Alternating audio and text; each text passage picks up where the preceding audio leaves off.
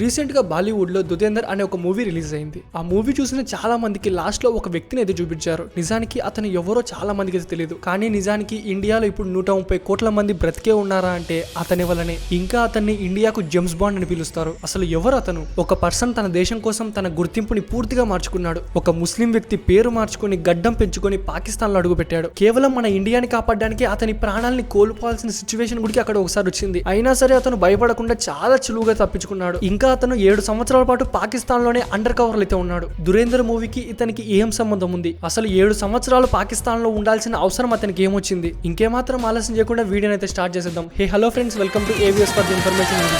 Disclaimer.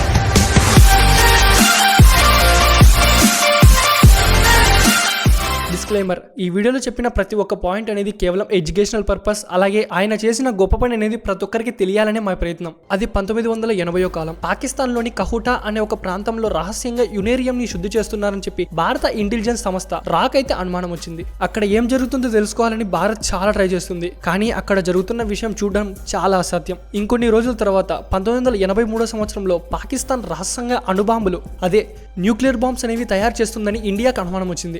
ఆ టైంలో కేవలం ఇండియాకు తయారు చేస్తుందా లేదా అని 50-50 ఛాన్స్ అనేవి ఉండేవి. ఇక వెంటనే ఇండియాస్ ఇంటెలిజెన్స్ బ్యూరో అయితే రంగంలోకి దిగింది. ఈ ప్రమాదమైన బాధ్యతను నాటి ఇంటెలిజెన్స్ బ్యూరో అజిత్ ధృవాల్ గారికి అప్పగించింది. 1981 సంవత్సరంలో ధృవాల్ గారు ఒక ముస్లిం వేషధారణలో లాహోట్ వీధుల్లో ఒక సామాన్య పౌరుడిగా తిరిగేవారు. ఎవ్వరికి అనుమానం రాకుండా ఉండడానికి ఆయన తన చెవిలో ఉన్న పోగుల రంధ్రంని ప్లాస్టిక్ సర్జరీ ద్వారా మూయించుకున్నారు. మీకు అర్థమయ్యేలాగా సింపుల్ గా చెప్పాలనుకుంటే, కొంతమంది ఇయర్ రింగ్స్ అయితే పెట్టుకుంటారు కదా అబ్బాయిలు గుడికి, దాన్ని పాకిస్తాన్ వాళ్ళకు అనుమానంగా రాకుండా ప్లాస్టిక్ సర్జరీ చేపించి ఆ ఎయిర్ రింగ్ ఉన్న హోల్ ని గుడికి బుడిపించాడు. అజిత్ గారు పాకిస్తాన్ కి వెళ్లబోతున్నారని తెలిసిన 2 నెలల ముందే అతను ఉర్దూని చాలా అనర్గళంగా నేర్చుకున్నాడు. ఇంకా ఒక్కసారిగా పాకిస్తాన్ లోకి ఎంటర్ కాగానే అక్కడున్న ముస్లిమ్స్ మొత్తంతో కలిసిపోయి మసీదుల గుడికి వెళ్లేవాడు. అలా నిజంగానే పాకిస్తాన్ లో న్యూక్లియర్ టెస్ట్ అనేవి రన్ చేస్తున్నారా లేదా అని ఎవ్వరికి అనుమానం రాకుండా చాలా సైలెంట్ గా అతని పని చేసుకునేవాడు. ఇంకా ఈ క్రమంలో కొన్నిసార్లు అతని ప్రాణాలు అనేవి పోయేవి. అలాంటి ఎన్నో సిచ్యువేషన్లు వచ్చినా సరే చాలా చాకచక్యంతో అక్కడి నుంచి ఎలాగోలా ఎస్కేప్ అయ్యేవాడు. కరెక్ట్ గా 2 నెలల తర్వాత ఒకసారి ఒక వ్యక్తి ఆయన దగ్గరికి వచ్చి ఆయన చెవిలో ఉన్న హోల్ ని ఎంత ప్లాస్టిక్ సర్జరీ చేసినా సరే చిన్న హోల్ అనేది అక్కడే ఉండిపోయింది. ఆ రంధ్రాన్ని చూసి నువ్వు హిందువా అని అడిగాడు. 1970 కాలంలో హిందూ పిల్లలందరికీ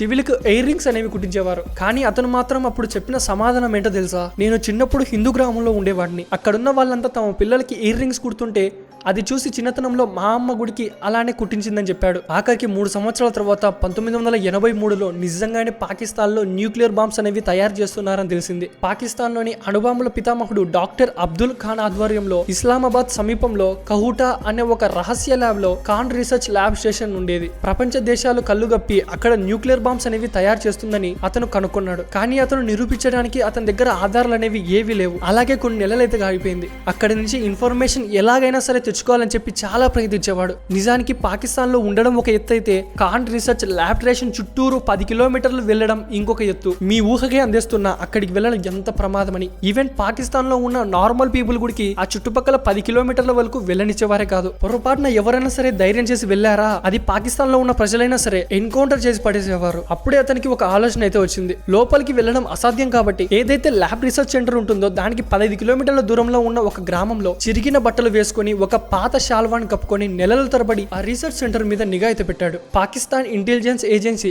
ISI అతని కళ్ళ ముందే తిరుగుతూ ఉన్నారు. కానీ అతను మాత్రం అక్కడ ఒక సాధారణ భిక్షగాల్లాగా భావించి ఎవ్వరూ పట్టించుకునేవారు కాదు. అంతేకాకుండా ఎక్కువగా అక్కడే ఉంటే ఏదైనా అనుమానం వస్తుందని చెప్పి వెంటనే కొన్ని నెలల తర్వాత గెటప్ చేంజ్ చేసి ఆ గ్రామంలో ఒక కన్స్ట్రక్షన్ బిల్డర్ అంటే ఒక కార్మికుల్లాగా జాయిన్ అయ్యాడు. దాదాపు 3 నుంచి 4 సంవత్సరాల తర్వాత కేవలం ఆ గ్రామంలో ఒక అడుక్కునే వాళ్ళలాగా, ఒక కార్మికుల్లాగా ఆఖరికి ఒక మంచి ఐడియాని అయితే వేశాడు. అక్కడ సైంటిస్టులు మరియు ఇంజనీర్లు వెళ్లే ఒక చిన్న సెలూన్ షాప్ ని ఆయన గుర్తించాడు. వాళ్ళు కటింగ్ చేసుకుని వెళ్ళిపోయిన తర్వాత కింద పడిన వాళ్ళ జుట్టుని అజిత్ గారు ఎవ్వరికి అనుమానం రాకుండా ఇంకా ఎవ్వరు చూడకుండా రహస్యంగా సేకరించారు. ఆ వెంట్రుకల్ని ఎవ్వరికి తెలియకుండా బారకు పంపి పరీక్షలు చేసి అందులో నిజంగానే రేడియేషన్ మరియు యురేనియం ఆనవాలు ఉన్నాయని గుర్తించారు. దీంతో ఇండియా గుడికి అర్థమైపోయింది నిజంగానే ఇక్కడ న్యూక్లియర్ టెస్ట్ అనేది జరుగుతుంది. ఇంకా ఇప్పుడు ఇండియా దగ్గర ఆధారాలు గుడికి ఉన్నాయి. 7 సంవత్సరాల తర్వాత ధృవాల్ గారు మళ్ళీ ఇండియాకి అయితే వచ్చారు. 1980 సంవత్సరంలో పాకిస్తాన్ కి వెళ్లి 1987 సంవత్సరంలో ఇండియాకి వచ్చారు. అజిత్ గారు తీసుకొచ్చిన వచ్చింది ఇదొక్క ఇన్ఫర్మేషన్ కాదు. అతను అక్కడుండి కొన్ని చిన్న ఎవ్వరికి అనుమానం రాకుండా ఇబ్బందులు చేస్తూ ప్రయోగాలు అనేవి దాదాపు 10 నుంచి 17 ఏళ్ల పాటు ఆలస్యంగా అయ్యేలాగా చేశాడు.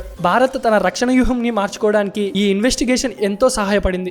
ఆ తర్వాత 1999లో సైనికేతర వ్యక్తి అయ్యుండిగుడికి ఇతను మిలిటరీలో గౌరవమైన కీర్తి చక్ర అందుకున్న మొదటి పోలీస్ ఆఫీసర్. ఇలా అతను 7 ఏళ్ల పాటు ప్రాణాలు తెగించి మరి ప్రాణాలు పోయినా సరే నేను ఎదుర్కొంటా అనే సిచ్యువేషన్ వచ్చినా సరే శత్రువుల గడ్డపై ఉండి దేశానికి ఎంతో సమాచారం అందించారు. ఒకవేళ ఇన్ కేస్ అజిత్ డోవాల్ గారు అక్కడ న్యూక్లియర్ వెపన్స్ అనేవి తయారు చేస్తున్నారని తెలియకపోయింటే ఇప్పుడు ఇండియాలో 130 కోట్ల మంది ఉండే వాళ్ళం కాదని ఎంతో నమ్మకంగా చెప్పొచ్చు.